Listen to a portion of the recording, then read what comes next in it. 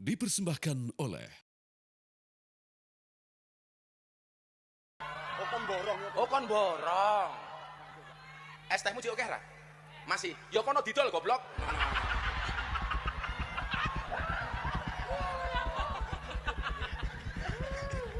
Dolen dhisik, engko lak rong payu wis takdir. Ibu Zaidan ngesake ngujuk es teh ini kok mbak es sing kuning niku mau niki. Ditakoni niku es teh tasik apa mboten? Tasik mboten es teh. Tasik yo kono didol goblok. Kalau masih punya uang, ada bakul es teh, kalau bisa dibeli dibagi temannya. Itu es tehnya masih nggak mas? Masih. Ya sana dijual goblok.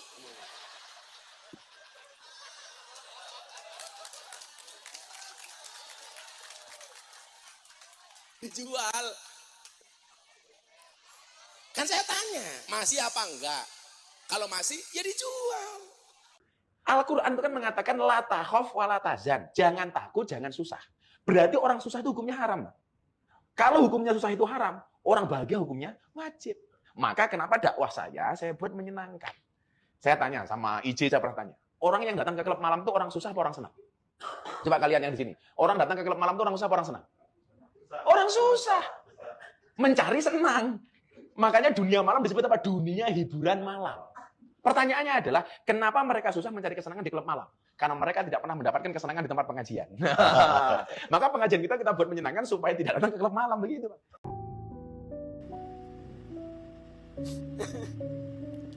Yang paling disesalkan apa sih, Pak Surhaji? Melihat akhirnya Abah sendiri memutuskan untuk mundur, ada penyesalan juga di sana? Mundur sebagai staf sus, mungkin ada komentarnya, Pak? Iya. Menyesal akhirnya bisa sampai sejauh ini? Iya. Saya Sunadi, saya menyayangkan kepada Gus Miftah mundur dari kabinet.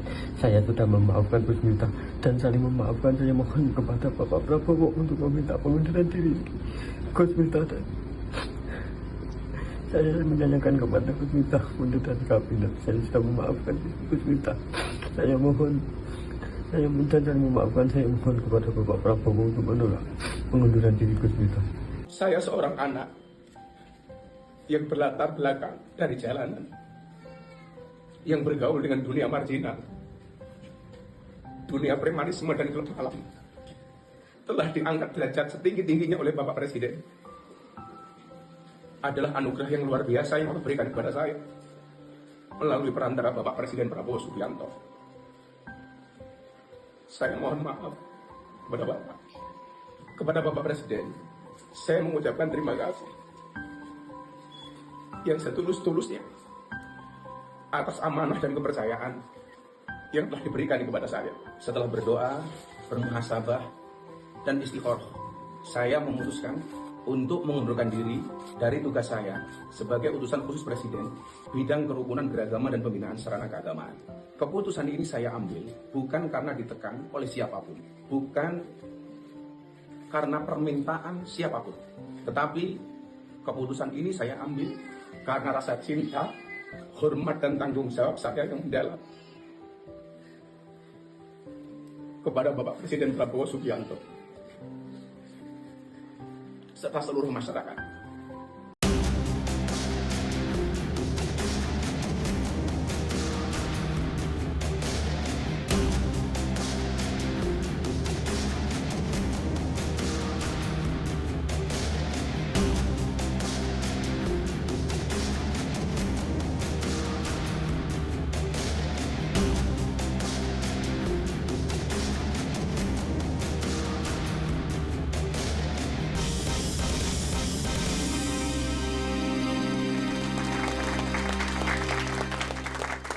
Pemirsa, kita bertemu kembali malam ini di Indonesia Lawyers Club.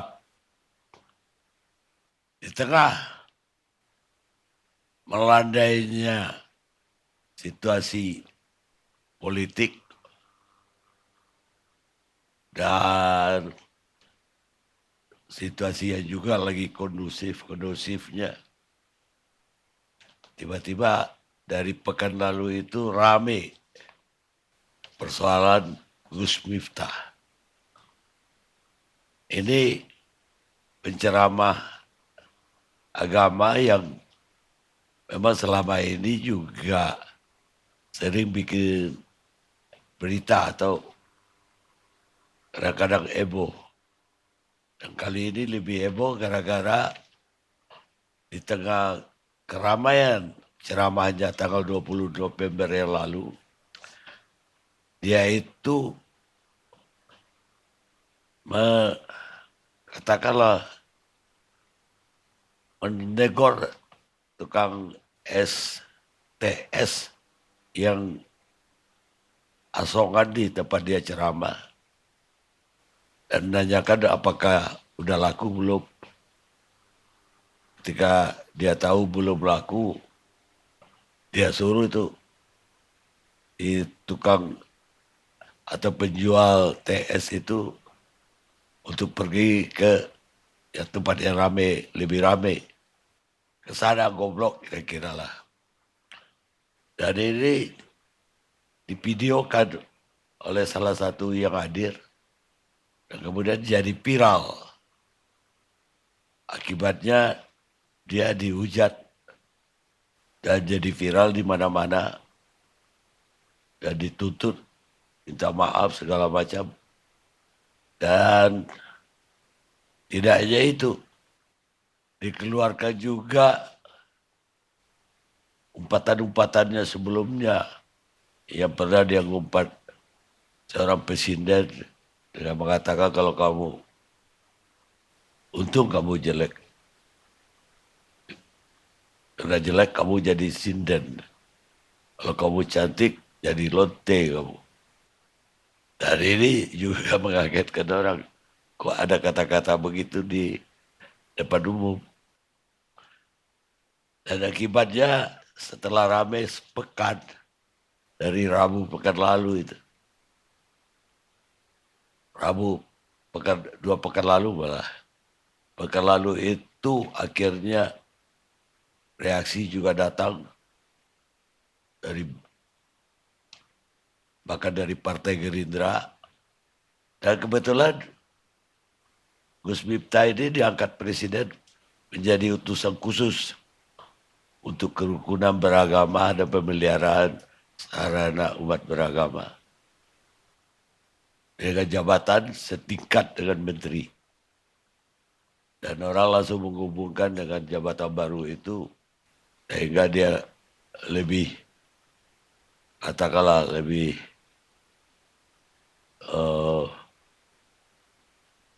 ceplas-ceplos dan lebih tidak menghargai lagi orang di bawahnya. Karena itu keluar kata-kata yang tadi. Namun setelah dia menyatakan mengundurkan diri Rabu pekan lalu dari jabatan sebagai utusan khusus, reaksi lain timbul meminta Presiden Prabowo untuk menolak pengunduran diri Gus Miftah tersebut. Dan di Jogja ada demo walaupun tidak terlalu besar ya. Katanya dari aliansi santri jalanan. Dan kemudian juga yang menarik, Sunaji, tukang teh botol yang tukang TS yang tadi di ST yang dianggap dihina oleh Gus Miftah, itu juga meminta supaya pengunduran dirinya ditolak oleh Presiden. Dan ini tentu jadi perdebatan ramai di masyarakat. Karena itu malam ini kita angkat Gus Miftah antara bercanda dan menghina. Dan saya minta pertama dari yang cukup dekat dengan beliau, Kiai Haji Sarip Rahmat. Apa tanggapannya terhadap ini?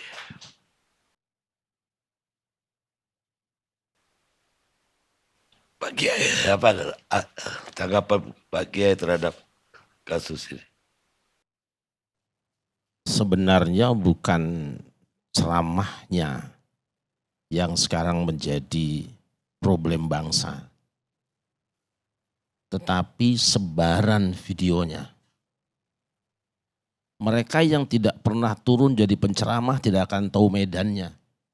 Mereka yang tidak tahu medannya tidak akan pernah menilai bagaimana temannya. Saya dengan Kiai Sumarno Syafi'i, dengan Novel Bamukmin, biasa turun di masyarakat. Ada suasana di mana orang itu bercanda kadang-kadang seperti kelewatan, seperti jorok. Tetapi itu adalah sesuatu yang memang ditunggu oleh jamaah. Mereka yang tidak datang di tempat itu, jangan pernah coba menilai. Mereka yang tidak pernah melihat suasananya, apalagi menyebarkan ke tempat lain lalu dipotong videonya. Ini sangat berbahaya. Oleh karena itu maka saya katakan bahwa Gus Miftah dalam karakteristik dakwahnya selama ini, apalagi beliau hidup di tengah komunitas yang mohon maaf ya, orang nyebutnya preman atau bajingan atau apa, itu bahasa seperti itu sudah biasa. Dan umat sudah maklum ketika mereka ngundang Gus Miftah, pasti sudah tahu bumbu apa yang biasa disajikan di situ. Daging sapi akan jadi enak bagi orang Padang kalau direndang. Tapi orang Betawi pasti dia akan menggunakannya soto Betawi. Dan orang Madura akan bikin sate. Jangan pernah ada orang mengatakan bahwa Padang itu tidak enak karena pedasnya. Lidahmu tidak sama dengan lidah mereka. Jangan kau bilang soto Betawi itu apa, bikin pusing kepala karena ada santannya. Lidahmu beda dengan orang Betawi.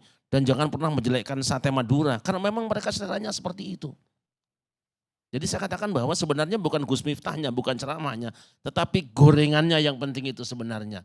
Tergantung bagaimana tempenya digoreng seperti apa, direbus seperti apa, disayur seperti apa. Saya menganggap bahwa itu adalah metodologi atau cara yang selama ini dirasakan oleh Gus Miftah juga jamaahnya efektif. Faktanya ketika beliau mengatakan itu, semua tersenyum, semua tertawa, bahkan si pedagangnya sendiri juga tidak tersinggung. Dia merasa tersinggung ketika dipancing oleh media kan. Kamu sebetulnya tersinggung enggak? Iyalah, lu kemarin kok tidak? Kemarin kok tersenyum? Kemarin kok tertawa dan tidak marah-marah. Andai dia marah mungkin dia lemparkan satu gelasnya kepada Gus Miftah. Nyatanya tidak juga. Saya kira seperti itu. Bukan gara-gara gini loh. Kita suka mencandain orang yang di bawah kita. Itu ada nafsu begitu tuh. Jadi kalau dia di bawah kita itu jadi bahan bulian. Bahkan bahan olok-olok oleh orang yang di atasnya. Ini sifat manusia. Apa bukan gara-gara itu Gus Miftah apalagi dia jadi utusan khusus presiden. Enggak. Dengan lantang bilang orang goblok. Bahkan tadi yang saya kutip tadi ketika dia dengan Sindan itu bilang lonte segala macam. Apa bukan gara-gara jumawa gitu. Sebenarnya itu kan sebuah retorika untuk kelezatan berkomunikasi. Kita juga menyaksikan Bang Rocky Gerung, mungkin saya ratusan kali nonton videonya bagaimana menggunakan istilah dungu, istilah tolol, istilah apa. Tapi tidak jadi masalah di hadapannya kan, menjadi masalah bagi orang yang di luar. Tidak masalah dia audiensnya kan. Tapi orang yang tidak datang di tempat itu kemudian dia potong videonya di luar. Berapa banyak orang yang mencaci maki beliau gara-gara kalimat itu. Nah begitu juga Gus Miftah. Saya memang mengatakan bahwa ada kesalahannya di situ.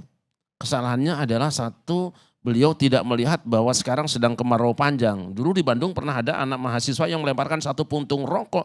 Dilemparkan, dia merasa biasa tapi 30 hektar hutan kebakaran. Padahal cuma puntung rokok. Mengapa? Karena waktu itu musim kering kemarau panjang ada ditiup angin. Nah Indonesia ini sudah 10 tahun lebih kita sedang kemarau panjang karena masalah-masalah politik dan sebagainya. Bangsa ini sedang dikacaukan dengan pikiran masalah korupsi lain sebagainya. Kontroversi antara satu kelompok dengan yang lainnya. Ini belum sembuh sampai hari ini. Nah, maka apapun yang dilemparkan, ditiup angin oleh kepentingan-kepentingan yang lain, dia akan membakar secara luas kemana-mana.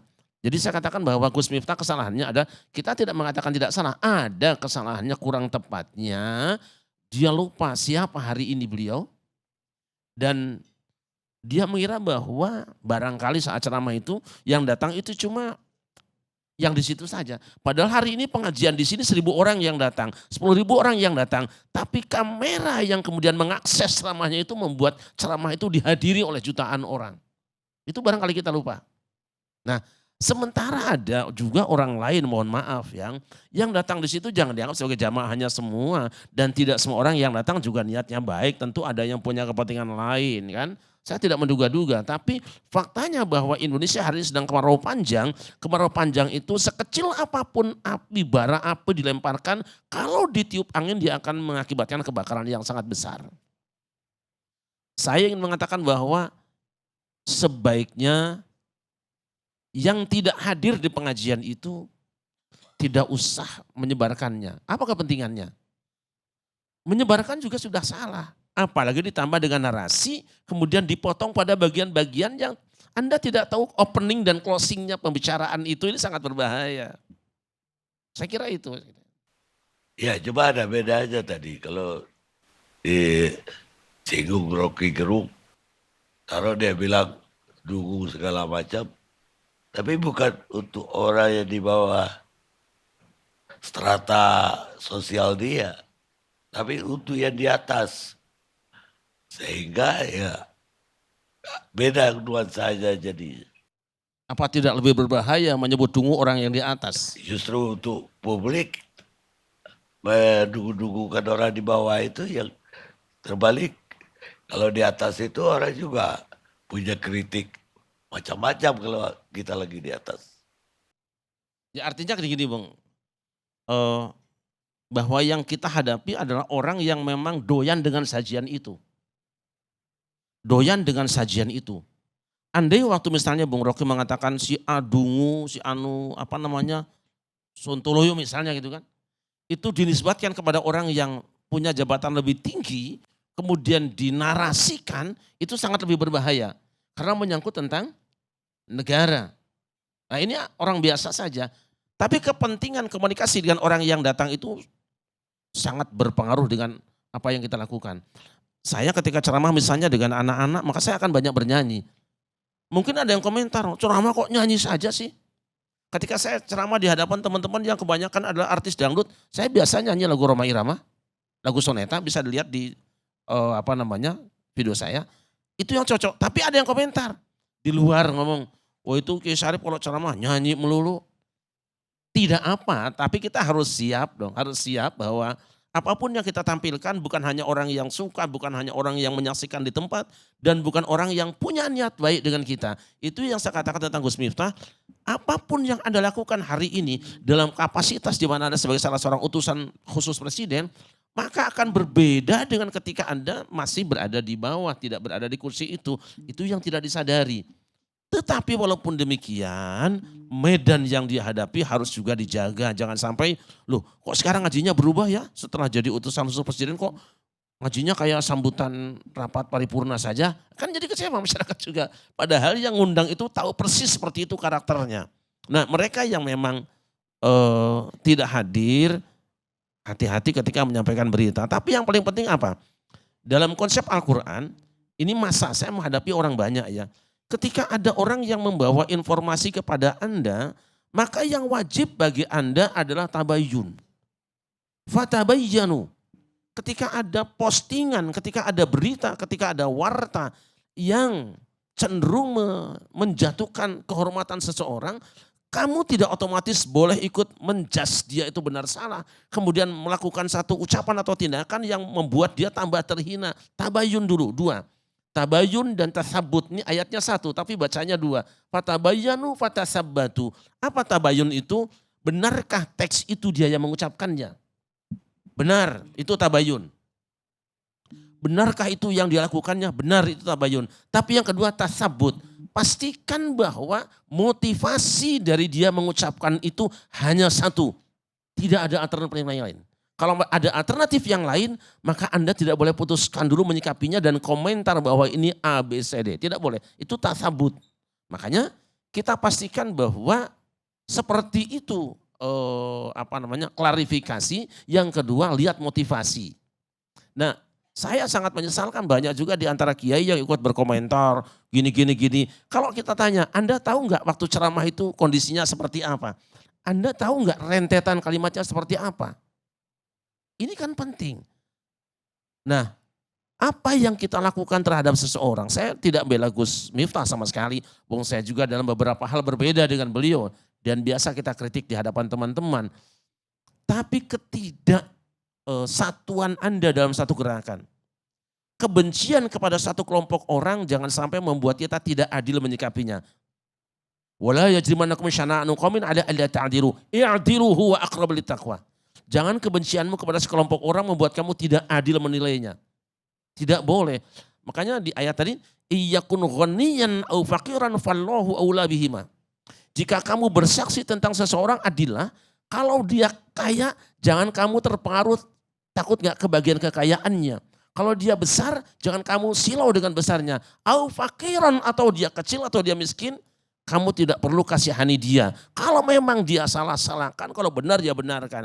Saya dalam beberapa hal memang berbeda dengan Gus Miftah. Tapi dalam hal ini saya melihat dia melakukan yang benar, tetapi bisa jadi karena di saat yang mungkin tidak disadari ada sesuatu di situ dan ada di antara manusia yang memang sedang menunggu momen-momen ini. Sekecil apapun, kalau bisa digoreng, tukang gorengan pasti dia akan beli itu tempenya. Kira itu. Terus bagaimana pendapat Kiai tentang dia pakai nama Gus Miftah? Dan banyak juga yang kritik bahwa Gus itu anak Kiai di pesantren, dia dipanggil Gus. Sementara dia ternyata bukan anak seorang Kiai, anak orang-orang biasalah. Dan kemudian juga keluarganya pun membantah bahwa keturunannya sampai ke Raja Brawijaya, ke Basari segala macam. Gimana pendapat? Gelar doktor menurut asalnya hanya diberikan kepada mereka yang kuliah S3. Tapi ada honoris causa. Gelar Gus, saya berpendapat bahwa gelar-gelar itu bid'ah sebenarnya. Bid'ah. Tidak ada di agama. Gelar Gus, gelar Habib, gelar apa tidak ada di agama. Ini penting saya sampaikan. Dan kita siap diskusi pertahankan ini. Tapi itu As-Sayyid Al-Habib itu dikemukakan oleh umat sebagai sebuah penghargaan. Orang yang pinter, orang soleh digelari dengan Al-Habib, dengan As-Sayyid itu penghargaan. Pun doktor. Apa sih ruginya seseorang ketika dipanggil Gus oleh seseorang? Gus Miftah tidak pernah panggil dirinya Gus. Tapi orang-orang yang melihat pekerjaan beliau mau merawat orang-orang yang dianggap hina oleh orang lain. Kemudian beliau turun, kemudian berdakwah, menyampaikan dakwahnya diterima. Lalu orang panggil Gus. Barangkali, kenapa orang panggil Gus? Karena belum, kalau kiai kan harus sepuh gitu ya. Ini harus sepuh kiai itu. Maka panggil Gus, anak kiai. Bisa jadi Gus Miftah itu katanya bukan anak kiai. Jangan hina orang lain, itu penghinaan betul. Anda yang anak kiai juga belum tentu bisa ngaji seperti dia. Apa repotnya sekarang kita? Misalnya saya juga dapat honoris causa dari orang Batak kan. Saya orang Sunda, orang Jawa Barat, orang Jawa juga. Tapi aku ketemu si Mama di Medan, di Danau Toba. Kau sekarang jadi anakku ya. Saya punya gelar sekarang Naibaho. Padahal saya bukan orang Batak. Marga Naibaho. Kenapa orang tidak mengatakan, kamu udah boleh. Ini penghargaan, ini pengakuan. Gus seperti itu, anak-anak kecil di Jawa itu Gus panggilannya kok. Biasa saja. Tapi kalau misalnya Gus Miftah mengatakan nasabku ini, kalau Anda merasa bahwa dia bukan turunan kiai atau tidak ada hubungan dengan Ki Hasan Bestari atau Brawijaya, ayo kita diskusi. Ketemu, kita bicara, tunjukkan. Walaupun saya termasuk orang yang tidak suka dengan itu sebutan silsilah-silsilah, tidak ada urusan bagi saya. Karena orang punya silsilah turunan siapapun kalau memang dia nggak ada harganya buat bangsa ini itu apa? Kita tidak perlu nyebut-nyebut gelar kita. Dan kita selama ini ditindas dengan sebutan-sebutan itu. Orang kemudian merasa rendah diri ketika berhadapan dengan orang yang punya gelar-gelar itu. Tapi kalau itu penghargaan, maafi muskilah sekira. Jadi nanti kalau masalah gelar Gus itu ini ya kita ketemu, kita ngobrol, tanya beliau dari mana. Misalnya ada silsilah yang ini ternyata silsilahnya bohong. Bukan cuma Gus Miftah, Habaib juga sekarang kan dipersoalkan silsilahnya. Iya dah. Sekarang dipersoalkan, dibahas oleh beberapa orang. Tapi saya tidak mau itu turun di jalanan. Ayo kita bedah masalah ini, maka kami dengan teman-teman daripada suka mengadakan seminar nasional di UIN. Kita undang semuanya, kita coba kaji secara ilmiah. Jangan kita biarkan bola itu terus bergulir sehingga para penonton ikut tendang bola atau penonton turun lapangannya Kanjuruhan Malang akibatnya itu. Karena kita membiarkan ada penonton turun ke lapangan sementara polisi tidak siap, korbannya banyak. Mari kita kaji secara ilmiah. Kalaupun beliau memang bukan Gus dalam pengertian yang kita pahami selama ini, maka tidak perlu juga kita rendahkan. Pinter ya pinter, apapun dia. Bahkan kiai juga di Jawa tidak semuanya ulama kan. Kiai Slamet juga kerbau itu di Solo. Kiai Calonarang juga keris itu biasa saja. Jadi saya kira jangan beliau kemudian disebut dia bukan Gus, dia Gus palsu. Anda telah menghina orang. Memang Gus itu gelar dari Allah atau bukan, biasa saja.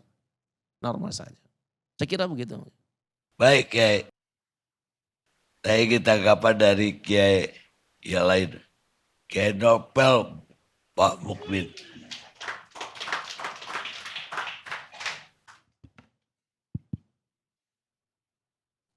Baik, terima kasih atas kesempatan malam ini yang telah diberikan kepada saya. Memang persoalan sepertinya sudah selesai. Masalah perkara Gus Miftah ini sanksi sosial. Kalau diberikan sanksi hukum, mungkin selesai hukuman, selesai sudah sanksinya. Boleh dikatakan penghinaan di depan umum. Bisa masuk delik hukum pasal 310 KUHP dengan ancaman 9 bulan penjara. Itu nggak dilakukan. Karena kita melihat audiensi yang ada di sekitar itu merasa biasa-biasa saja. Tapi sanksi sosial ini bergulir terus.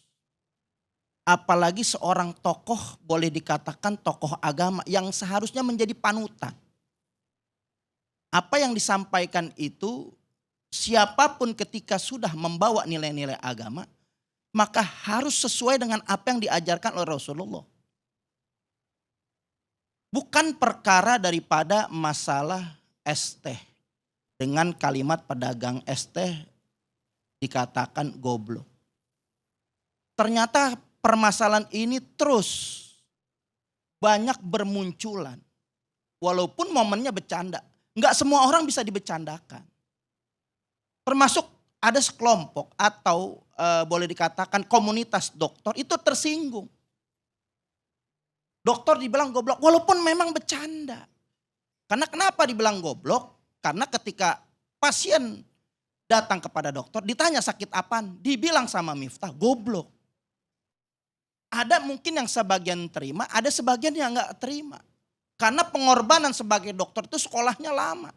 Bisa ratusan juta, bisa miliaran. Begitu diucapkan oleh Miftah, goblok. Begitu juga seorang Yati yang memang kehidupannya ini komedian. Tapi ketika apa yang dikatakan Gus Miftah tersinggung. Padahal komedian yang memang wilayahnya, wilayah itu adalah wilayah yang sudah biasa. Tapi ini saya melihat keterlaluan. Banyak kiai ulama bercanda. Tapi enggak sekasar semiftah. Karena kenapa kita melihat mereka bagaimanapun selain menyampaikan kulil haq walau kana murun. Sampaikanlah itu justru kebenaran walaupun pahit. Tapi ini terbalik. Apa yang disampaikan itu bukan menyampaikan kebenaran. Memang kita tahu jelas. Bahwa mohon maaf, kiai, ulama, penceramah, dai cenderung untuk tidak berbuat dosa. Tapi hati-hati dengan satu kata.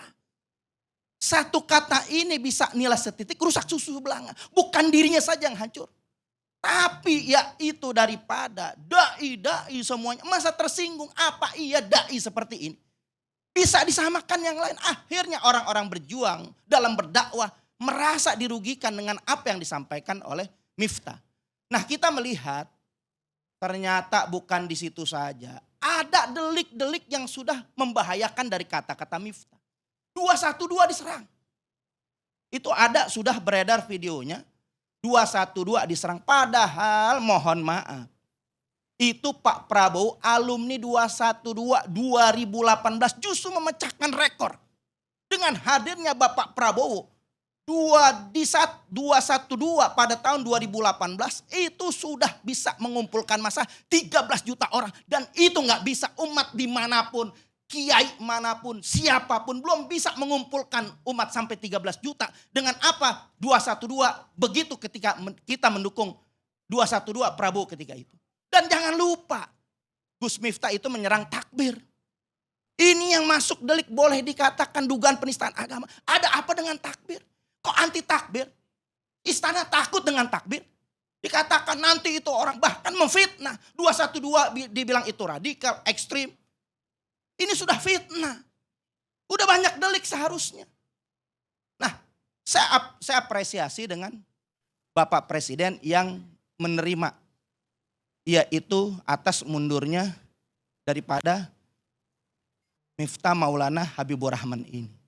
Karena memang banyak mungkin masukan yang terbatas oleh Bapak Prabowo yang gak mungkin dia menyusur satu demi satu medan-medan dakwah yang disampaikan oleh Miftah ini. Nah, kita mengapresiasi karena memang legowonya Pak Prabowo ini luar biasa. Padahal ada kepentingan politik di situ. Ada gorengan, betul ada gorengan apa yang disampaikan oleh Kiai Sarip ini. Ada gorengan.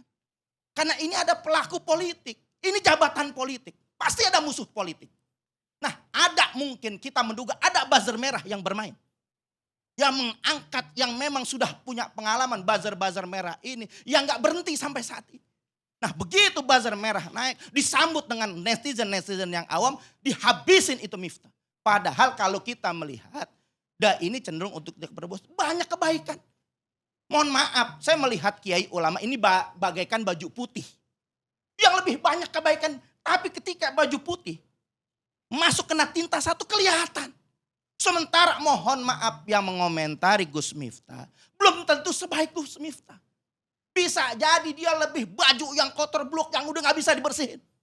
Ini yang salah kadang-kadang menghakimi seorang pendakwah karena apa yang disampaikan pasti itu dilipat gandakan oleh Allah. Man jabil hasanah falahu asru amsalih. Barang siapa yang mengerjakan kebaikan pasti diberikan balasan oleh Allah Subhanahu wa taala 10 kebaikan. Ketika melakukan kejahatan atau keburukan kejelekan hanya dihitung satu. Artinya banyak kebaikan-kebaikan cuman ada satu catatan. Sebagai dai kontrol. Kontrol itu dari lidah, lidah itu datang dari hati. Ada kemungkinan lebih dipercaya sebagai pendakwah yang mungkin lebih percaya pede dengan jabatannya akhirnya merendahkan orang. Bahkan 212 diterang. Padahal mohon maaf lahir batin Prabowo ketika kemarin 2024. Itu ketika sudah dinyatakan sebagai pemenang. Prabowo takbir. Kenapa Gus Miftah? Apa enggak tahu Prabowo melakukan takbir? Begitu juga 2017. Prabowo mendorong Anies. Begitu Anies menang di Istiqlal, Prabowo takbir. Prabowo enggak pernah anti takbir. Makanya pantas kalau Gus Miftah mengundurkan diri. Karena enggak sejalan dengan Prabowo. Nah ini yang sedemikian ini adalah rongrongan. Untuk pemerintahan Prabowo yang alhamdulillah Prabowo walaupun ini ada serangan politik. Prabowo legowo melepaskan Miftah karena untuk kepentingan banyak. Walaupun sebenarnya banyak yang dirugikan oleh daripada buzzer-buzzer yang kita duga ada buzzer merah bermain. Yang sudah biasa memainkan di media-media massa. Yang sudah punya orang-orang yang memainkan media massa. Nah yang kedua. Kita sudah melihat bahwa apa yang dilakukan Miftah sudah selesai. Walaupun dia salah dia berbesar hati. Itu yang kita salut. Prabowo-nya logowo. Begitu juga yang namanya Gus Miftah ini logowo. Mulai dari dia minta maaf. Sebelum ketemu buru-buru dia minta maaf. Enggak sampai di situ dia samperin itu Sun Haji. Dia minta maaf, dia peluk semua. Sampai mengundurkan diri, sudah selesai. Tapi ada yang tidak selesai. Justru ini yang akan menimbulkan kegaduhan, yang akan merongrong pemerintahan Prabowo. Yaitu siapa? Imaduddin bin Sarmana. Itu tiap hari kontensnya. Begitu juga narasi-narasi mengadu domba. NU diobok-obok, NU gak bisa selesaikan masalah silsilah habaib.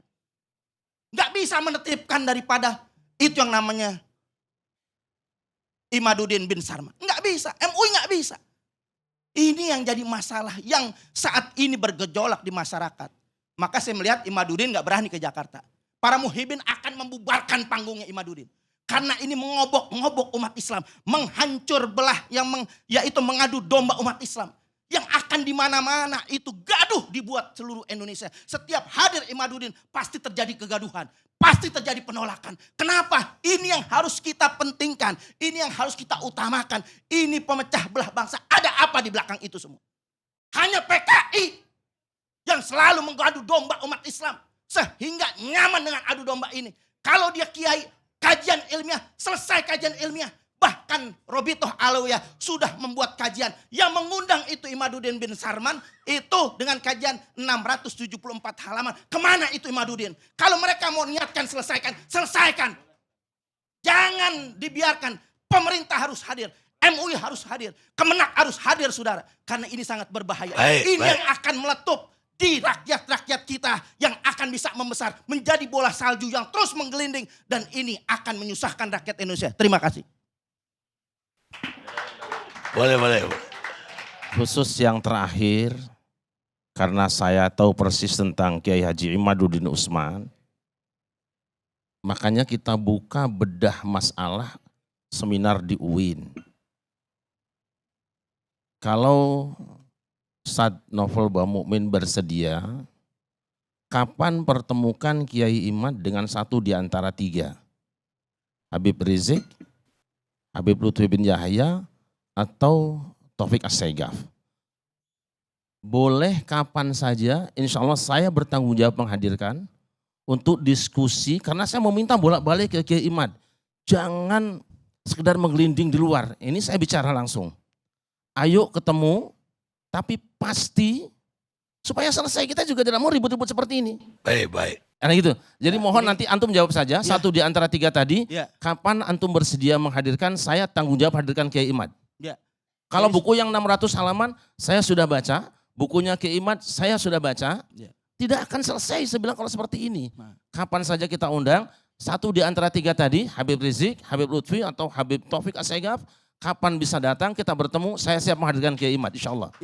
Saya bertanggung jawab. Jadi saya mau bertanya dulu dengan Kiai, ini sebenarnya Imaduddin Al-Utsmani atau Imaduddin Utsman atau Imaduddin bin Sarman? Saya tanya antum sekarang, Ibnu Taimiyah itu nama siapa? Bukan nama bapaknya. Oke, sekarang Ibnu Qayyim Al-Jauziyah nama siapa? Bukan nama bapaknya. Masalah enggak? Ya enggak masalah. Tidak masalah, selesai sudahlah. Ya, cuman kan kita harus tahu. Saya kira sudah, tidak usah pakai cuman, sudah selesai kalau bukan masalah. Tapi ini Imaduddin ini tidak topik pembicaraan kita malam ini. Betul. Tapi saya bertanggung jawab karena takutnya diangkat nantinya. Beliau menyinggung habaib, ya kan? Karena Wali Songo itu membawa Indonesia ini luar biasa rahmatan lil alamin, yaitu membawa kedamaian. Tapi sekarang ditarik-tarik Wali Songo untuk diadu domba. Iya. Padahal Wali Songo sudah lama berdampingan tapi dengan habaib. Itu topik lain mungkin lain kali kita bicara. Iya, karena menyinggung habaib, Kiai. Iya, saya. Saya tunggu saja insya Allah. Sekarang saya mau ke adiknya Gus Miftah. Miftahul Khairat. Yang gabung lewat Zoom sama kita. Ya, Assalamualaikum warahmatullahi wabarakatuh. Waalaikumsalam. Salam takdim buat Sarip dan yang lainnya. Saya di sini mengenai persoalan yang lagi viral dan lagi dibincangkan oleh semua publik mengenai Gus Miftah. Baik. Jadi saya selaku mungkin adik. saya belum mulai, saya mau tanya. Siap. Gus Miftahul itu berapa orang bersaudara? 5 bersaudara dari keturunan Mbak Haji Muhammad Murodi yang dulu semasa kecil di Ponorogo yang namanya Turut dan Ibu Aja Srimona. Dari 5 bersaudara, meninggal 1, itu laki-laki 5. Laki-laki semua, jadi 5 Pandawa. Lah, Gus Miftah yang paling tua. Bukan. Yang paling tua, maaf saya sebutkan satu persatu, dari Mbah Yai Haji Muhammad Muradi dan Ibu Aja Srimona itu mempunyai keturunan 5. Yang pertama Ali Mahmudin, yang kedua Miftahul Huda meninggal, yang ketiga Mifrul Kholisin, yang keempat Miftahin An'am Maulana Habibur Rahman Gus Miftah itu, dan saya Miftahul Khairon. Oh, yang bungsu ya? Yang bungsu saya. Baik. Di media-media Gus Miftahul bilang bahwa ya bukan keturunan kiai, dan kemudian juga anak seorang petani. Sebenarnya bagaimana masa kecilnya Gus Nah, di Miftahul? sini perlu saya klarifikasi masalah mengenai keturunan. Kalau dikatakan bahwasanya Gus Miftah itu bukan dari keturunan kiai, itu memang benar, tapi bukan kiai besar, ya kan? Kalau Gus Miftah ini dikatakan bukan anak kiai, itu bisa juga saya katakan salah, karena bapak saya pernah mondok di Kediri, ya kan? Namanya Geduh Keden, Mbah Yai Burhanuddin, Kecamatan Ngasem, Kabupaten Kediri, pada masa itu, nggak tahu pas 70-an atau tahun 60-an. Nah, setelah beliau pulang dari pondok menikah, punya anak 1 Ali Mahmudin, yang setelah itu hijrah transmigrasi ke Lampung, ya kan? Di sini apakah kiai itu tidak boleh jadi petani, kan seperti itu. Nah, nggak ada salahnya dong menurut saya, dan banyak juga kok kiai-kiai yang ada di Lampung ataupun yang ada di Sumatera ini yang berpotensi petani. Kan gitu, profesinya sebagai petani gitu loh. Jadi apakah salah Ya enggak seorang lah. Gus Miftah ini anak kiai kampung? Memang bapak saya nggak punya pondok, tapi bapak saya di Lampung, ya toh, pada masa itu mendirikan langgar musola. Nah, dan sampai saat ini dijadikan tokoh ulama tertua di wilayah kampung kami, 1 kecamatan. Bapak saya punya Mursyid Torekoh, punya binaan Jamaah Yasin. Dan bila mana pernyataan-pernyataan dari netizen-netizen itu yang memang menghujat Gus Miftah dari segi nasab, selebihnya dari bapak saya, dari keturunan-keturunan siapa, saya nggak tahu persis. Tapi kalau bapak saya dibilang bukan kiai, banyak jamaah yang nggak terima gitu loh. Dan pertanyaan ini boleh, kemarin setelah saya meeting ya, setelah saya siaran langsung dengan TV One, di situ apakah TV One ini mengada-ngada, nggak mencari solusinya kepada masyarakat. Salah kalau memang mau mencari informasi ke masyarakat, jangankan 1 desa, 1 kecamatan. Gitu loh. Karena bapak saya mempunyai binaan gitu loh, Kabupaten Lampung Timur, dan bapak saya mewakili dari Kecamatan Jabung untuk jamaah Mursyid Toreko. Gitu loh. Kalau bapak saya kenapa nggak punya pondok? Bapak saya nggak berani pada waktu itu, ekonominya sangat minim. Ya kan, namanya kita memang orang nggak punya, dari Jawa hijrah ke Lampung. Makanya cuman bisanya mendirikan masjid, ya kan? Dan setelah Gus Miftah besar, banyak membantu banget, ya kan, untuk organisasi keagamaan, untuk membina jamaah-jamaah bapak saya, entah itu dari tempat ibadah ataupun yang lain-lainnya. Dan sangat dermawan beliaunya, gitu loh. Loyalitasnya full terhadap jamaah bapak saya ataupun orang satu desa, 1 kelurahan. Dan di sini yang mempunyai pondok keponakan dari bapak saya, dari Mbah Yai Imam Suhadi yang ada di Lampung Tengah, yang muridnya lumayan banyak, ada sekitar 5.000 pada saat ini.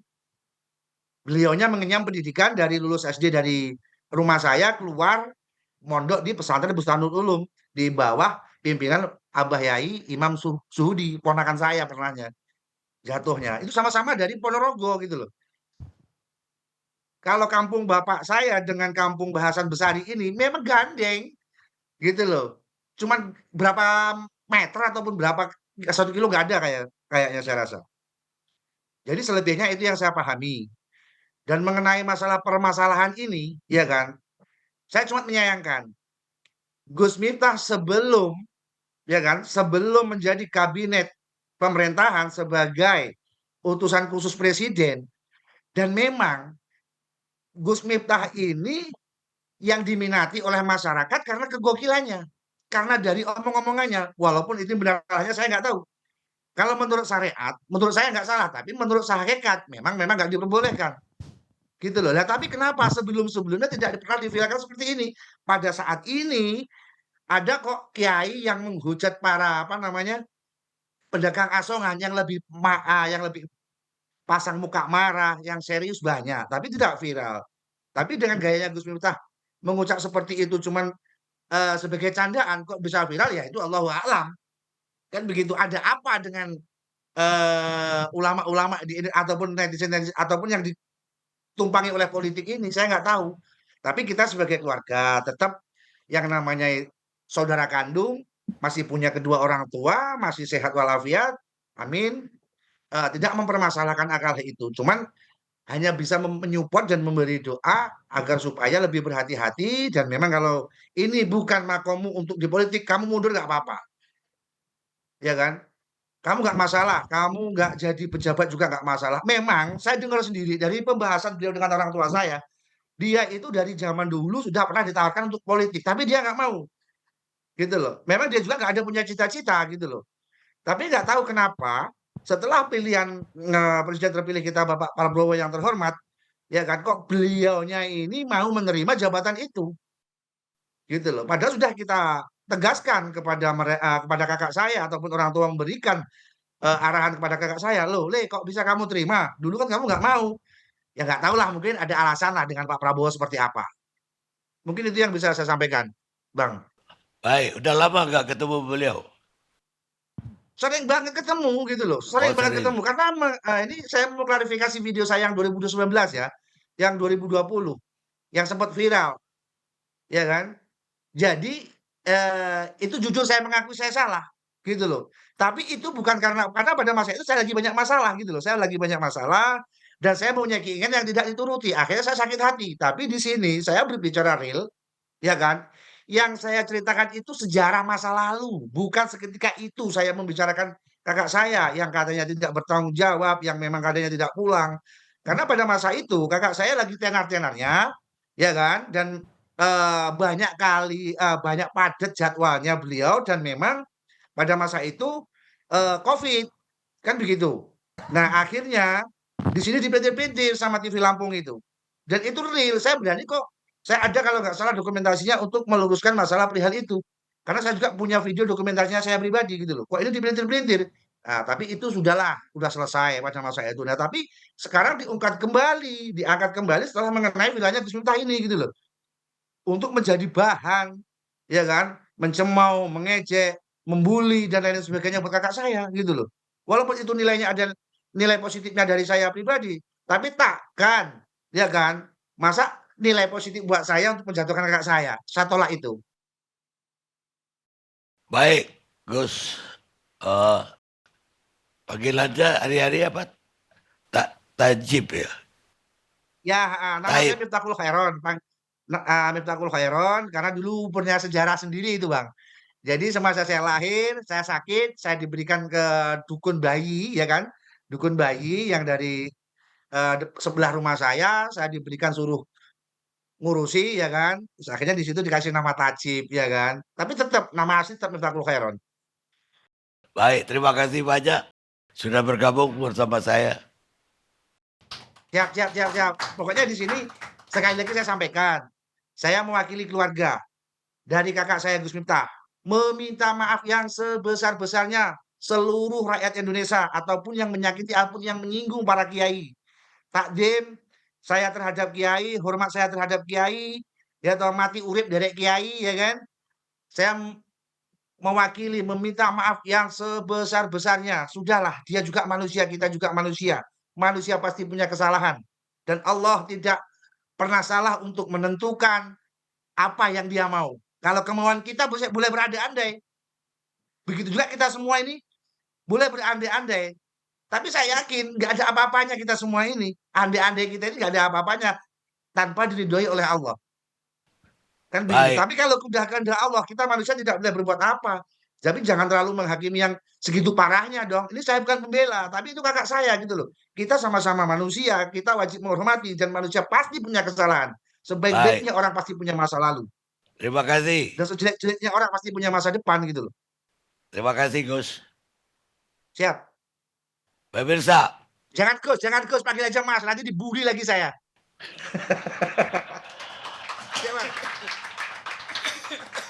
Pemirsa, ada dua hal yang menggambarkan dirimu. Pertama, kesabaranmu ketika kamu tidak punya apa-apa. Yang kedua, kesombonganmu ketika kamu memiliki segalanya.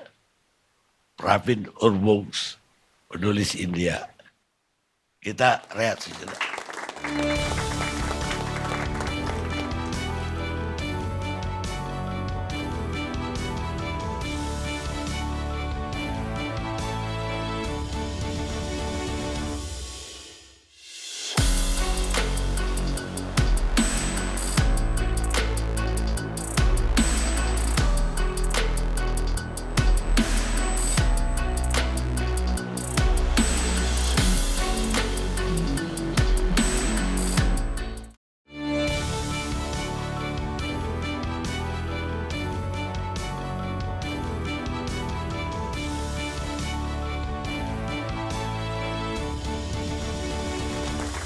Pemirsa, kita lanjutkan diskusi kita.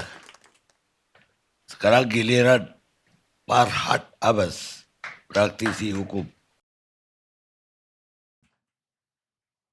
Ya, tadi kita lihat adiknya membela bahwa ternyata memang Gus Miftah itu adalah anak kiai, punya pesantren orang tuanya dan bahkan orang tuanya ahli agama juga tapi jadi petani juga untuk siar Islam, luar biasa. Jadi ketika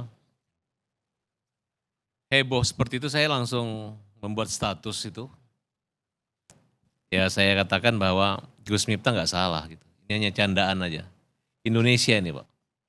Kalimat-kalimat seperti itu tergantung ruang dan waktunya juga. Kalau kita menggiring ke arah pencemaran nama baik dan lain sebagainya saya rasa nggak masuk gitu. Dan kita ketika dirangkum peristiwa-peristiwa kejadian atau pidato-pidato ceramah lucunya itu untuk menggiring, membuat satu opini dia negatif sehingga timbul mundurnya loh. Itu saya kaget loh waktu mendengar pidatonya menangis. Saya orang ngejek tangisannya dia. Karena saya juga biasa nangis kalau memang sedih ya atau terharu. Tapi di situ saya ngeliat oh ternyata beliau adalah kiai orang bawah biasa masuk di premanisme untuk mengajak mereka siar agama gitu. Dan sebenarnya nggak salah, artinya beliau jadi besar dan kenapa nggak presiden waktu itu membela dia Pak Karni? Harusnya dibela gitu. Karena biar bagaimanapun Gus Miftah ini adalah bagian dari kabinet dan merupakan utusan khusus presiden. Harusnya selesai di Pak Presiden. Ketika Pak Presiden mengatakan bahwa biar kami akan bina atau kami luruskan kembali itu selesai gitu. Jangan membiarkan dia tertekan kemudian menjadi bahan bulian karena itu mau tidak mau yang diserang ini sebenarnya bukan Gus Miftah pribadi tapi adalah kekuatan daripada tim daripada Pak Prabowo gitu. Nah kalau hanya Gus Miftah udah rubuh bagaimana nanti akan menghadapi menteri-menterinya dalam 100 hari ke depan atau setahun ke depan kalau untuk menghadapi ini. Jangan lemah gitu. Saya menyampaikan kepada Pak Gus Miftah bahwa Anda adalah orang yang hebat, mundur. Itu jarang sekali budaya mundur di Indonesia, bisa dihitung. Ada beberapa menteri udah terlibat korupsi segala macam, masih nggak mundur-mundur juga. Orang menjilat untuk mendapat jabatan, tapi beliau. Nah saya nggak tahu sekarang apakah Pak Presiden menerima mundurnya atau mungkin dipertimbangkan lagi untuk mundurnya gitu. Karena bagi saya, yang saya lihat itu, kalau pemikiran saya ketika dia bercanda seperti itu kan dia nanyakan ke tukang es. Ya mungkin apakah itu terganggu, ya intinya sih akan diborong itu esnya gitu. Tapi silahkan jualan dulu lah, berusaha dulu gitu. Dan tidak ada yang menghina. Nah, tapi karena mungkin dengan gaya yang belak-belakan, gaya yang konyol dan memang itu seperti itu, memang hampir semua kiai di panggung tersebut tertawa gitu. Nah, tapi karena dikemas sedemikian rupa, ya itulah Indonesia. Dan kita juga biasa mengalami, saya mengalami ketika di framing negatif, dibully dengan haters, bayaran, buzzer, termasuk kasus-kasus yang saya tangani mulai kasus Pina Cirebon maupun kasus Agus. Itu tidak menutup kemungkinan orang baik jadi buruk gitu. Nah, Nah, ini persoalan yang menurut saya Indonesia jangan biasakan hal seperti ini gitu. Nah, karena Pak Kiai ini adalah, Gus Miftah ini adalah orang yang ya kita tahu bagaimana ketika Pak Prabowo menghadapi lawan-lawan politiknya sebelum menang pemilu gitu. Pengaruhnya sangat besar banget gitu. Tapi kalian bikin jadi kayak harusnya macan jadi kayak kucing gitu. Jadi saya berharap mudah-mudahan para ahli-ahli agama, akademisi jangan juga mengkritisi karena Indonesia dengan berbagai macam cara. Kita tergantung kampung itu satu lahan itu tergantung pawangnya beda gitu. Nah, Gus Miftah memiliki keunikan di sini. Sayang orang seperti Gus Miftah kita buat seolah-olah kayak orang yang tidak bermanfaat buat bangsa dan negara ini gitu. Sayang, kita harus adil dan bahkan ini juga yang tidak mengerti kayak Perdana Menteri Malaysia juga sempat menjadi bahan pidato mereka, mencontohkan di Indonesia ada Kia yang mengejek penjual es gitu. Itu menyangkut padahal tidak seperti itu sebenarnya. Nah, makanya bagaimana kita bisa melihat ketidaksempurnaan itu dengan cara kita yang sempurna gitu. Indonesia harus pintar, Indonesia harus dewasa, bijaksana. Nah, oleh karena itu mungkin yang hadir di sini saya rasa hal sepele. Kan Gus Miftah udah mundur, kakaknya udah klarifikasi, mereka udah minta maaf semua. Tukang esnya pun sudah memohon kepada presiden untuk minta maaf.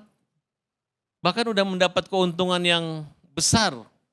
Ada hikmah dari peristiwa ini gitu. Jadi apa sebenarnya? Nggak ada introspeksi. Karena waktu saya lihat zaman orang melawak Indonesia ini, dulu cara melawak untuk menghibur Indonesia yang lagi dalam mungkin kemiskinan, kesulitan, atau politik yang kisruh. Ya lawakan-lawakan mulai dari Warkop, Zona Indro Kasino, zaman Ateng itu, atau Sri Mulat, ketoprak, itu kan memang kalimat-kalimat lucu. Kalimat goblok, mungkin dorong kepala, atau menghina. Nah itu kan biasa. Nah, tapi menurut saya, memang sebagai pejabat memang harus sedikit dikoreksi. Tapi jangan sampai juga kejadian yang lalu kayak dokter, yang dari dokter tadi menurut saya itu hanya bahan lucuan gitu. Kalau kita beli di buku cara tertawa 1000 hari tertawa, itu bahan lucu-lucuan tuh ada semua di situ. Nah jadi harus kita pisahkan apa yang lucu, apa yang menghibur gitu. Bahkan pernah ikut istilah roasting ya, di roasting gitu. Saya pernah di roasting, mungkin Pak Rocky di roasting juga, Pak Karni, Pak Prabowo juga di roasting sama Kiki itu. Biasa kok, bahkan saya diejek-ejek, ya saya pikir saya nggak akan malu, nggak akan menjadi rekam jejak bahwa saya adalah orang yang nggak benar gitu. Tapi ternyata kita punya mental roasting. Banyak orang melihat, oh nggak seperti itu. Dibalik, jangan jadi tambah buruk gitu. Itulah Indonesia kira-kira. Itu aja mungkin. Dan saya minta Bang Gus Miftah terus semangat bahwa tempat Gus Miftah itu lebih tinggi, lagi diuji sama Allah dan Indonesia masih cinta dan kamu itu kami banget gitu. Itu aja. Baik. Saya minta tanggapan dari Kiai Sumarno Safei. Bismillahirrahmanirrahim. Kasus Miftah ini benar tadi dibilang kasus yang sepele. Kalau kita melihat ini kan ada dua sisi kepentingan. Ada kepentingan politik dan juga ada kepentingan sosial. Kepentingan politik karena Gus Miftah sekarang berada sudah menjadi pejabat politik. Apalagi kasus ini bermuara muncul dari potongan video. Ya, yang tadi disampaikan bagaimana asli benernya, atmosfer yang terjadi di pengajian itu bagaimana, orang kan nggak tahu. Yang ada kelihatannya ketika dia mengusir tukang es dengan kata-kata kalimat yang nggak layak, ya di situ pun ada satu gimmick yang kurang etis. Gimmick aja yang kurang etis. Jadi gimmicknya kelebihan. Nah, karena dia tadi pejabat publik, biasa dia jadi figur publik, sekarang menjadi pejabat publik. Ketika jadi pejabat publik ya siap-siap aja. Harus siap dia dikritik, harus siap juga dia dihantam banting, dan siap-siap juga. Tapi efek dominonya ke dalam politik tadi ada juga secara tidak langsung membuat kelemahan kekuasaan yang mengangkat dia sebagai utusan presiden. Saya menarik tadi, kok kenapa Pak Prabowo tidak membela? Itu menarik juga. Ya. Semestinya Pak Prabowo ketika itu juga harus memberikan jawaban. Minimal sudah ada teguran dan teguran itu sudah disampaikan oleh sekretaris kabinetnya dan itu disampaikan mestinya kepada publik. Kita enggak soal membela, ini masalahnya kan udah bergulir begini hebat nih. Urusan yang sepele jadi akhirnya bicaranya rame kemana-mana. Ya, jadi stigma publik yang begitu kencang sehingga pada akhir gilirannya yang nggak tahu masalah seakan-akan lebih tahu daripada itu masalah. Padahal malah bikin masalah. Makanya saya bilang, ketika urusan sepele sudah dipolitisasi, apakah orang politik itu punya etik? Ini kan pada so bicara etik, apakah mereka juga punya etik? Saya nggak membela. Dan saya juga termasuk bagian korban dari apa yang dilakukan Gus Miftah. Karena beliau adalah seorang da'i, kita juga da'i. Ketika menghadapi atmosfer di lapangannya seperti itu biasa. Bahkan saya jadi ustadz, jadi mubalik, tanya Ustaz Harif Rahmat dari tahun 80-an. Baru tukang es. Orang stres naik ke panggung. Orang stres naik ke panggung. Bahkan ada maling di Uber larinya ke panggung saya lagi ceramah. Lalu bagaimana posisi kita di situ? Disinilah likulli maqalin maqam. Di mana kita berbicara tuh ada posisinya, ada tempatnya memang. Mestinya Gus Miftah juga urut dada. Oh, saya sekarang ini udah menjadi pejabat publik. Nggak layak lagi kayak kemarin. Walaupun dia punya ciri khas yang seperti itu. Tolong ciri khasnya tensinya dikurangin dikit aja deh gitu. Ini efek dominonya loh kepada da'i, kepada mubalik, kepada kiai, kepada ustadz. Sampai tadi dibilang Perdana Menteri Malaysia soto ikut-ikutan menilai. Aneh saya bilang. Urusan apa Malaysia aja ngurusin bolanya kagak bener. Saya juga nggak setuju kalau mereka ikut campur urusan dalam negeri kita apa-apaan. Kan begitu. Ini nanti ada orang DPR harus berbicara keras itu. Jangan kita merasa terhina sebab dai juga bagian daripada warga negara Indonesia. Nggak boleh kita diganggu kayak macam begini. Indonesia strong, Indonesia lebih kuat daripada Malaysia. Belagu-lagu dia. Kembali kepada kasus ini, sisi yang kedua, sisi sosial. Memang tidak ada satu kepatutan. Ini yang harus dijaga. Dan ini pembelajaran buat kita semua. Ketika kita di atas, kita harus urut dada. Jangan merasa mentang-mentang. Ada satu kebiasaan yang terus terbawa, al-adatu muhkamah. Ketika kebiasaannya seperti itu, lupa siapa jati dirinya. Sehingga pada akhir gilirannya, ya ceplas-ceplos jalan terus. Ya, Ghazali juga begitu mereka Zazul ini sekarang udah jadi anggota dewan. Walaupun di kampung dia kiai. Ya karena udah makomnya beda. Ya tentu posisinya dia berbeda.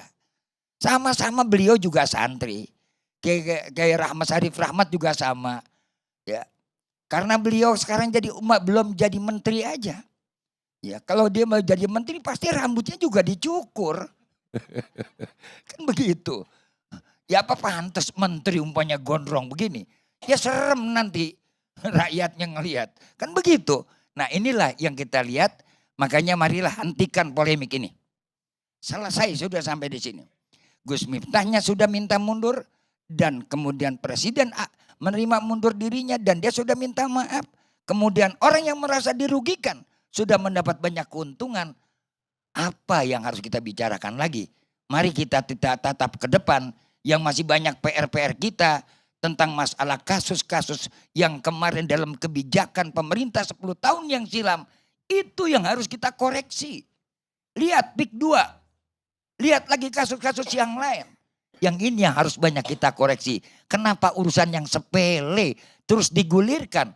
Apakah untuk melalaikan, melupakan dengan PR-PR yang besar? Mudah-mudahan insya Allah akan jadi hikmah yang besar. Yang ketiga ada hikmah lagi dari Gus Miftah. Mana hikmahnya? Beliau legowo satria minta mundur dan ini pelajaran yang baik. Harusnya besok seluruh pejabat publik yang sekarang hari ini dilantik dan menjabat, kalau Anda sudah melanggar etik, jangankan melanggar hukum negara, melanggar etik publik, sebaiknya Anda mundur sebelum dimundurkan oleh rakyat. Terima kasih. Wassalamualaikum warahmatullahi wabarakatuh. Terima kasih, Kiai. Kita rehat sejenak.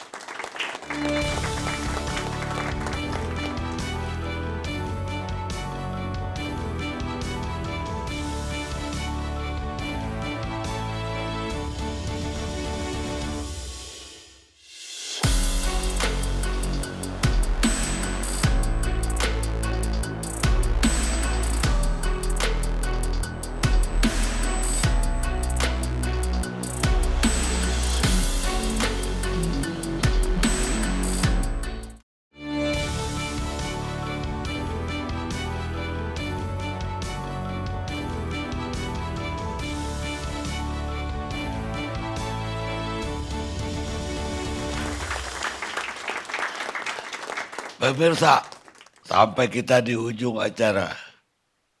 Sekarang saya ke Wakil Ketua Umum PKB, Jazilul Fawait. Bagaimana tanggapannya terhadap yang heboh terakhir ini? Ya, terima kasih Bang Karni dan para kiai, Gus Rocky Gerung. Gus Rocky Gerung.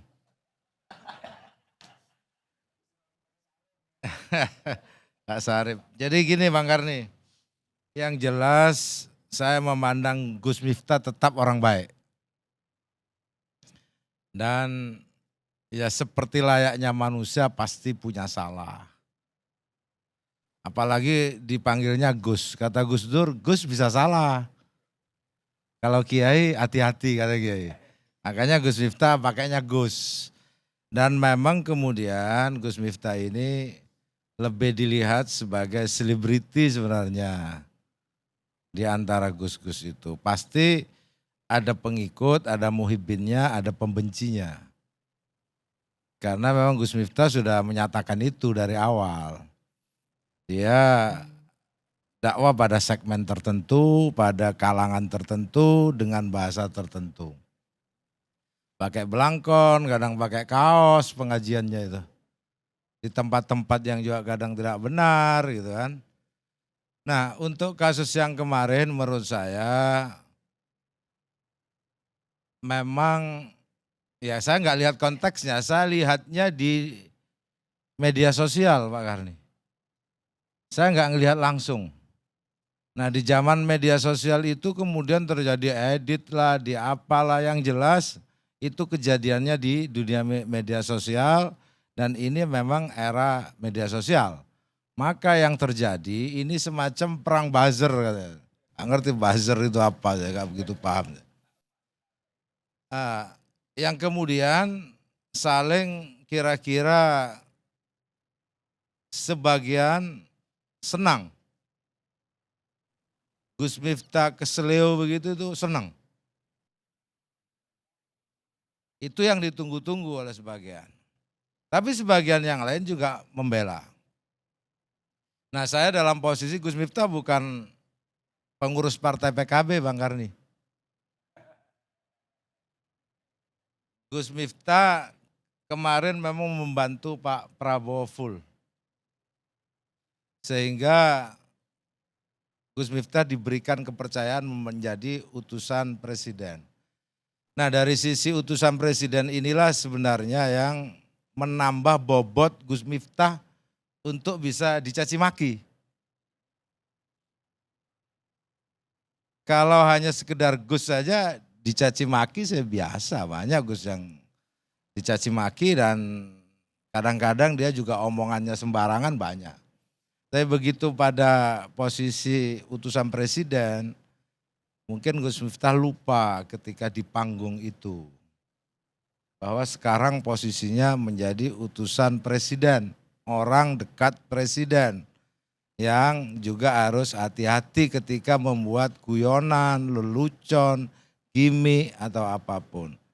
Saya tidak tahu siapa yang pertama kali mengedarkan di dunia media sosial. Mestinya yang kayak begitu nggak pantas juga lah diunggah di media sosial. Untuk apa juga? Cari popularitas dengan pola-pola begitu.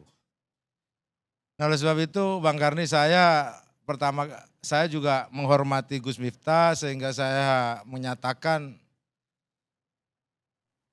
apalagi Gus Miftah juga sudah minta maaf sebagai manusia, sebagai kiai, Pak Son Haji juga memaafkan.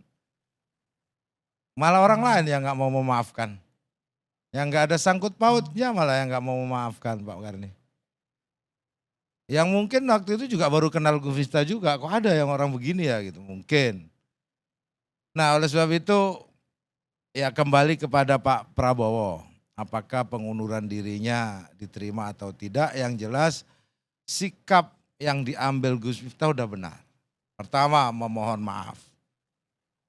Yang kedua, menyampaikan pertanggungjawabannya di depan publik, di depan Pak Prabowo juga. Nah, sekarang tinggal Pak Prabowo memenuhi atau tidak. Tapi bagi saya ini hikmah buat kita semua, pelajaran buat kita semua, pejabat publik, dai atau siapapun. Gus Miftah ketika katakanlah keseleo mengejek atau menghina orang kecil juga menyalahkan, orang besar juga menyalahkan, ada juga yang menganggap itu guyonan. Tapi ada juga dai tapi bukan panggilannya bukan Gus, tapi Cak Nun. Ketika itu nggak tahu menghina atau enggak, tapi yang dihina orang besar. Dia juga menyampaikan permohonan maaf juga tuh. Karena menyamakan dengan Fir'aun atau apalah ketika itu. Saya pikir model dakwah Gus Miftah dengan Cak Nun itu hampir mirip-mirip tuh. Bahasa-bahasa yang dilontarkan. Kalau Gus Rocky juga mungkin dai itu kira-kira begitu tuh. Karena ada segmen tertentu juga ingin mendengar suara yang kira-kira seenaknya aja disampaikan. Tanpa tedeng aleng-aleng, terbuka, ya dianggap teman aja sama Gus Miftah itu, mungkin penjual tehnya itu. Atau dianggap santrinya. Atau dianggap orang dekatnya, nggak mungkin lah. Tapi begitu kepotret oleh publik, Pak Son Haji yang memaafkan aja dianggap salah tuh jangan-jangan. Padahal memaafkan dan para minta Pak Prabowo untuk tidak menerima pengunduran diri Gus Miftah, mungkin malah diolok-olok Son Hajinya. Kenapa ya kok bisa memaafkan ya gitu. Saya pikir keanehan-keanehan gitu itu seringkali muncul di fenomena media sosial. Bahkan rumahnya nggak henti-hentinya orang datang ke tempat Pak Son Haji, ada yang bawa tiket umroh, ada yang membawa uang, ada yang ngajak selfie atau macam-macam. Pak Son Haji terkenal hari ini. Mungkin lebih terkenal dia dibanding saya yang anggota DPR. Sekarang memang begitu eranya Pak Karni. Oleh sebab itu jangan juga Pak Prabowo mengambil keputusan gitu berdasarkan opini yang belum tentu pada konteks, pada sisi integritas seseorang terus dibandingkan dengan satu ucapan yang kira-kira menghapus semua kebaikannya. Jadi Pak Karni, saya terus terang ketika publik mulai menghina luar biasa kepada Gus Miftah, saya secara pribadi tentu saya harus bersimpati. Karena saya mungkin bisa salah seperti Gus Miftah juga. Tapi masa juga berhari-hari sampai orang luar negeri macam-macam. Apa sih sebenarnya substansinya? Kan sudah selesai. Son Haji sudah minta memberikan maaf, malah sekarang sudah berangkat umroh katanya kan. Sudah pakai baju banser ke rumah Gus Miftah. Nah, saya pikir sudah selesai. Sudah selesai urusan itu. Kalau soal mencari kesalahan Gus Miftah, kemudian muncul di berbagai media dengan pidato, dengan ceramah yang lain, Ya kalau orang dicari salahnya sih semuanya punya. Tinggal mau diupload di media sosial atau tidak. Jadi cari baiknya saja lah kalau menurut saya. Cari yang baik-baiknya. Cari apa yang menjadi hikmah di balik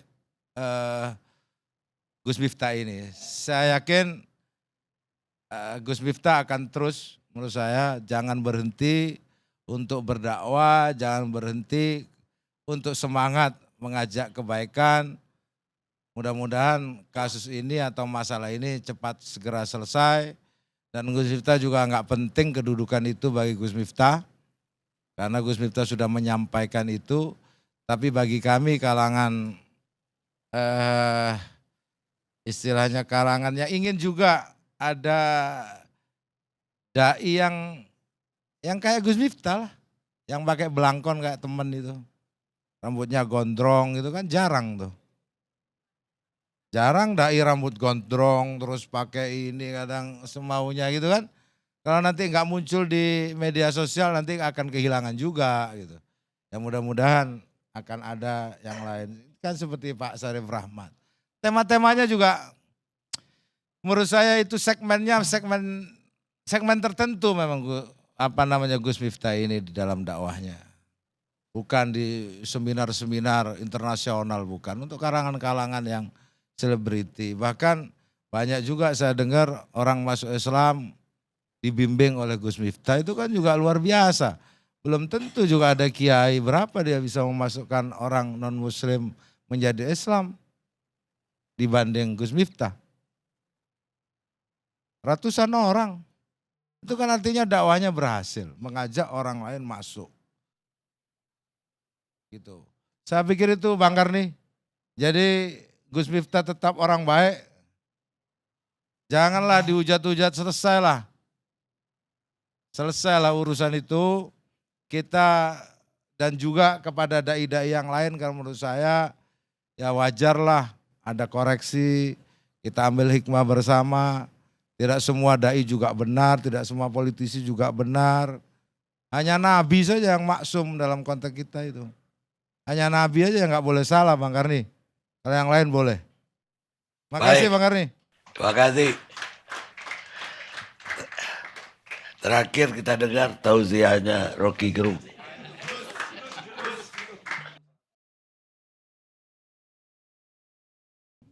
Oke, saya cari dulu asbabun nuzulnya.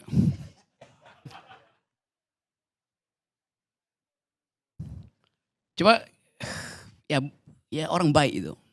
Justru di situ problemnya. Noblesse oblige itu. Itu masalahnya di situ kan. Justru karena orang baik maka dia akan ditagi secara radikal. Kan itu soalnya satu poin di situ dulu. Tapi saya mau ambil poin yang juga tadi secara asumtif diucapkan oleh teman-teman.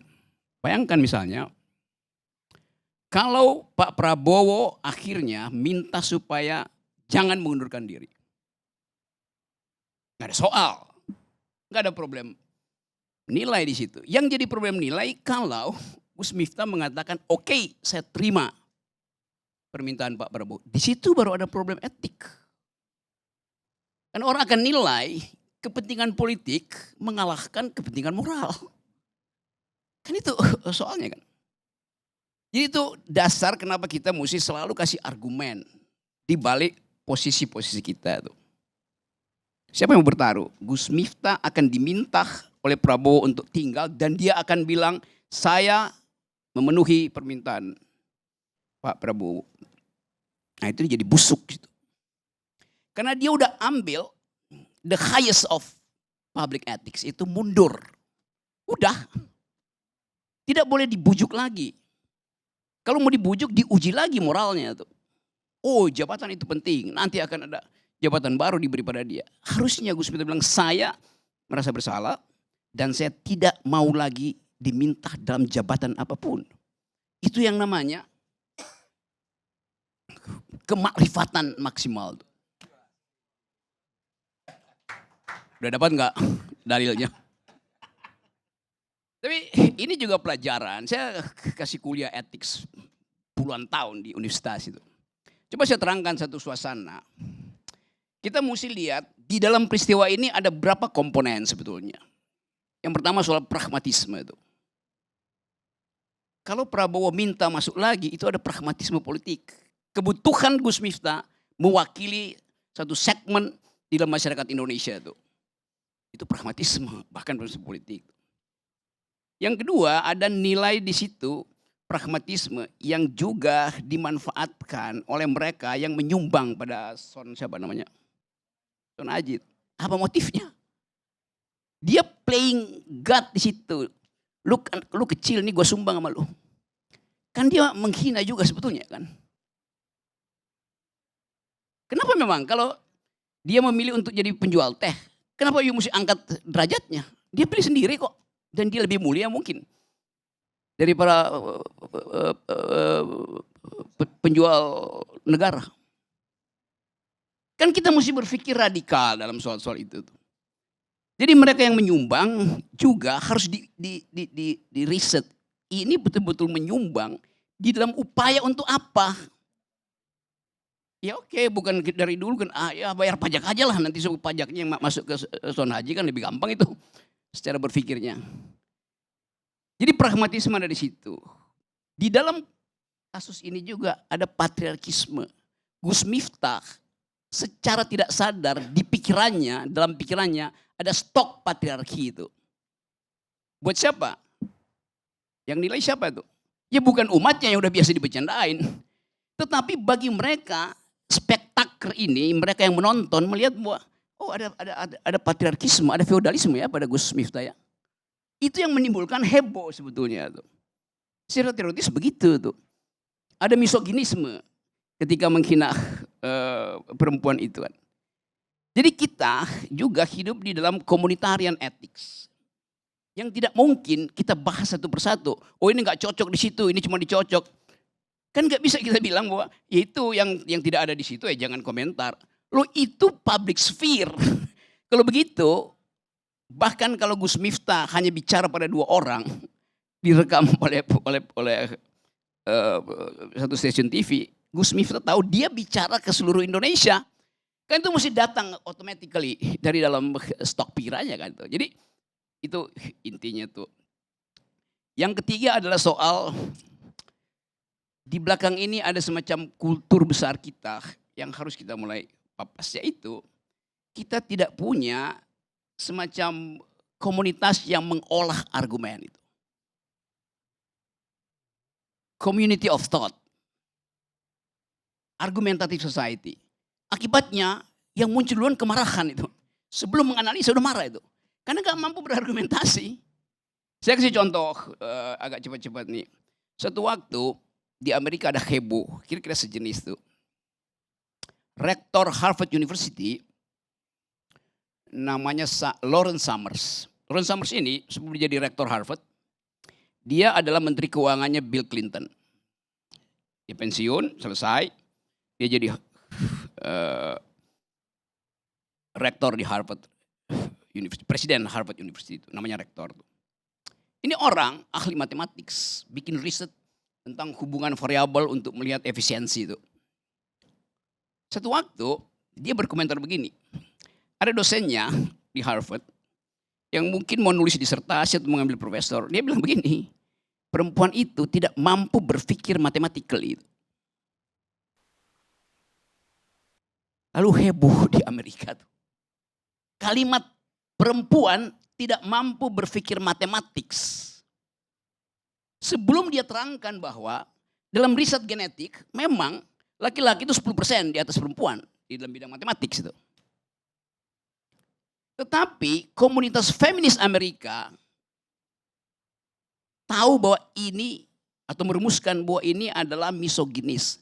Membenci perempuan yang mau jadi ahli matematik. Kenapa begitu? Karena ada communitarian ethics. Bahwa jangan sekali-sekali ucapkan sesuatu dengan berbasis gender. Walaupun itu riset akademis. Karena riset akademis tidak pernah final. Riset berikutnya bisa menerangkan bahwa laki-laki itu tidak punya kemampuan untuk menghasilkan kecerdasan bertahan, survive, karena hanya rahim perempuan yang mampu menghasilkan survival of the fittest itu. Jadi bahkan di dalam debat akademis masih dimungkinkan orang bertengkar, tetapi mengucapkan perempuan tidak mampu berpikir matematis, di Amerika itu bukan hate speech. Orang bisa bebas ngoceh apa aja tuh. Lawrence Summers nggak bakal dihukum kena pidana tuh. Lain kalau di Eropa, Eropa punya tradisi itu hate speech. Kenapa? Karena perempuan dulu pernah diasumsikan sebagai orang bodoh yang hanya bisa tinggal bersekutu dengan setan, jadi mak lampir, jadi witchcraft, jadi tukang sihir. Lalu dibakar di Eropa. Nggak ada tradisi itu di Amerika. Di Eropa Anda bicara tentang perempuan, Anda kena pidana. Di Amerika nggak ada pidananya. Tetapi di Amerika ada communitarian ethics. Orang akan menilai, do you speak gender equality, Mr. Lawrence Summers? Lawrence Summers tahu bahwa dia akan ditanya soal itu. Maka dia mengundurkan diri sebagai rektor Harvard. Jadi kita lihat bahwa banyak hal sebetulnya yang bahkan dibuktikan secara matematik, secara saintifik tidak bermasalah. Tetapi kemampuan kita untuk mengelola stok kalimat di kepala kita itu harus terjadi 0,0 sekian nanodetik. Sebelum dia diucapkan itu. Apalagi Gus Miftah adalah tokoh, itu soalnya.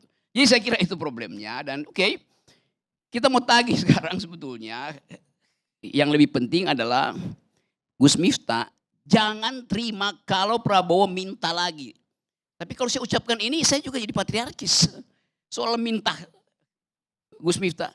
Jadi kita mau lihat misalnya apa argumen moral nanti dari Gus Miftah kalau dia menerima permintaan Prabowo untuk tidak mundur. Hanya itu yang bisa kita pakai untuk mengukur integritas seseorang tuh. Jadi di dalam penundaan ini kita tunggu aja. Yang kita nggak boleh tunggu adalah contoh dari Gus Miftah untuk mundurkan diri itu. Dan banyak betul menteri-menteri di kabinet Prabowo yang harusnya udah mundur lebih dahulu dari Gus Miftah.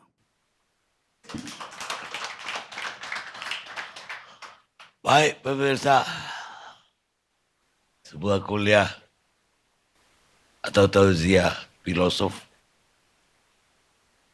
yang cukup kuat untuk menutup diskusi kita malam ini. Yang jelas, sebagai manusia, jangan kita pernah terlalu bangga dengan diri kita sendiri.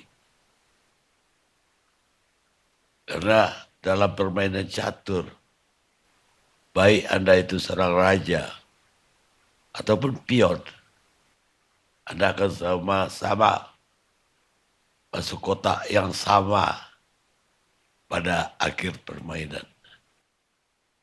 Kita akan ketemu ILC yang akan datang.